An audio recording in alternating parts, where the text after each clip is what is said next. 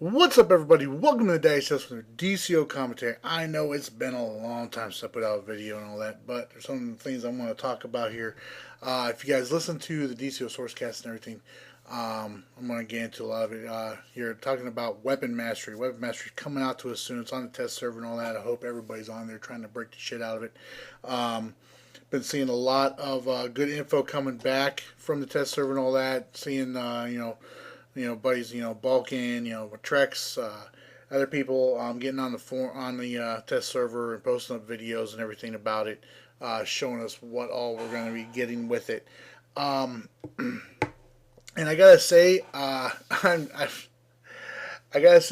think it's really funny a lot of the reactions some people are showing towards weapon mastery now versus what they originally were saying about it. When it was originally announced, because it kind of cracks me up because they've just like completely flipped around and done. They're saying the exact opposite of what they were saying before.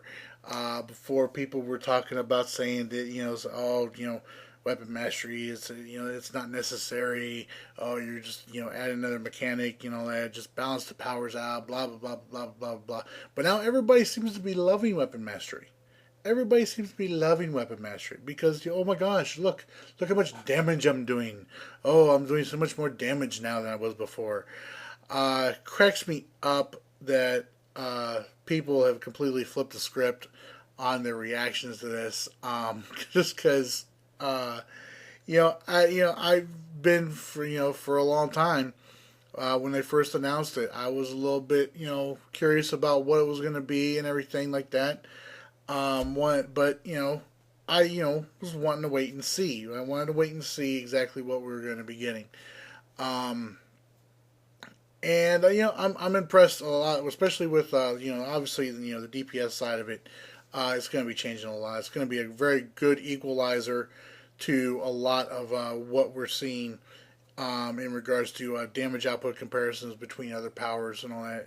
If you guys remember a while back, Jens Anderson, the creative director for DCUO, he posted up a little thing on the forums there showing it's kind of a how do you even say it, kind of like a breakdown of the different levels of execution that each power has in regards to damage output. Like 3 different levels of execution and all that, and a lot of powers were not able to get to that third, that awesome execution, and it was basically because of the power mechanics involved. So now that we're getting this weapon mastery and all that is equaling that out, is balancing out. So powers that weren't able to get to that third category there for execution and everything, you're going to be able to do that now with weapon mastery. So I think this is going to, like I said, I think weapon mastery is going to make a lot of people very happy, at least in the damage department. For support roles, though, oh man, support roles. You guys heard me on the Sourcecast, and I kind of went on about this a little bit there, talking about it. Kristyana, member of the SOE Community Council. He has gone on the test server and he's put a lot of work into a thread that he put on the testing feedback. I will have a link for that in the description below. As some of y'all may know, I've been talking about it. Wanting to know what we're going to get for the support roles for weapon mastery. I posed this question off and on and all that, and it was asked on the forums as well, and they were listed off some things that they were investigating on doing and everything, and I thought it was great what they were starting to talk about doing and all that. Now though, and if you read that post on the forums, you'll see me in there vehemently trying to reason with Jens about the benefits of what was originally suggested. What was originally suggested for the support roles was that we would get some role buffs and all that. Healers would get a buff to their resto. A nice big buff to the resto. I was honestly hoping for something along the lines more of like larger heal over times for healers and all that. Obviously, with controllers and all, you want to see bigger power outage and everything and all like that, or maybe a CC boost their dominance to so they can do more CC. Obviously, with tanks and all that, you want to see a defense or a health or a dominance buff so that we can keep that going in there. But what the devs have decided to do, and this is what boggles my mind, because this originally on the test, from what my just conversations with Kristyana were saying, was that the and as he goes on to talk about in his post here, is that on the test originally the stat boosts were there. Dominance, there was a dominance and buff for tanks. There was a vit buff for trollers, and there was a resto buff for healers. I thought this was fantastic. I mean, it made sense for a player, for a support role, to use a weapon mastery combo in order to get these buffs. It made absolute, complete, perfect sense to me that they would do these things. So I'm trying to figure out now, though, why they've decided to go with a power cost reduction instead. Because now there's really no point in doing this. Okay, yeah, all right. The cost of their power is going to go down. That's fantastic. The cost of the power that they cast is going to go down.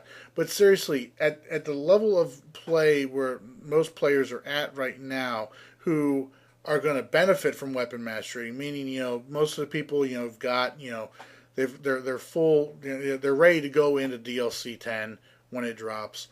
They've got 160, 170 skill points and all that. The majority of the players that are going to be able to actually benefit from weapon mastery without taking a major hit from it, from the way we're speccing and all that.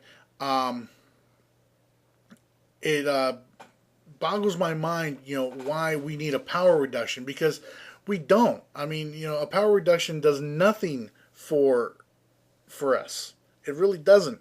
A power reduction for tanks, seriously, unless you're, a rage tank, who, just goes in there swaying constantly and all that and doesn't do any kind of, and don't get me wrong, I enjoy doing the combat mechanics in this game, but I don't use that much power when I'm rage tanking.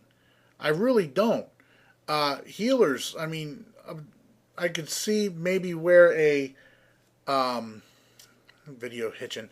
I can see where a power reduction might be beneficial towards healers and all that, but seriously, how much power does Savage Growth use up?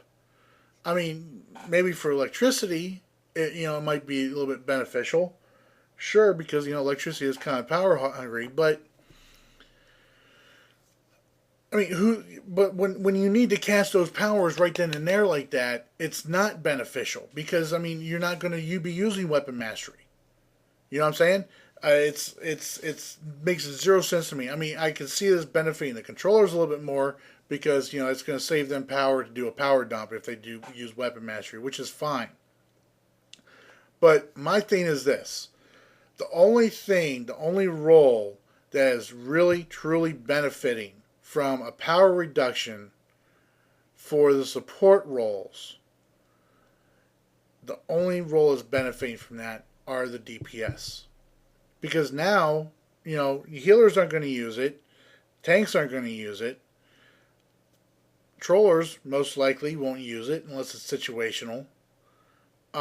So DPS are going to use weapon mastery, obviously. But they're going to be spamming out that weapon mastery. They're going to be spamming out those powers. So when the controller dumps power now, all that power is still going to the DPS. Because the DPS are the ones that are going to be using their power the most.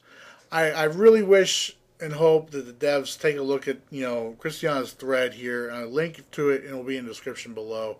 And if you don't have access to the PC test, you can't post on it. But I really, really hope that they take a look at it and reconsider this change that they've made.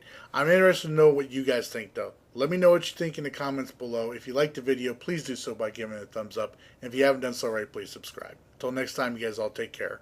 Bye.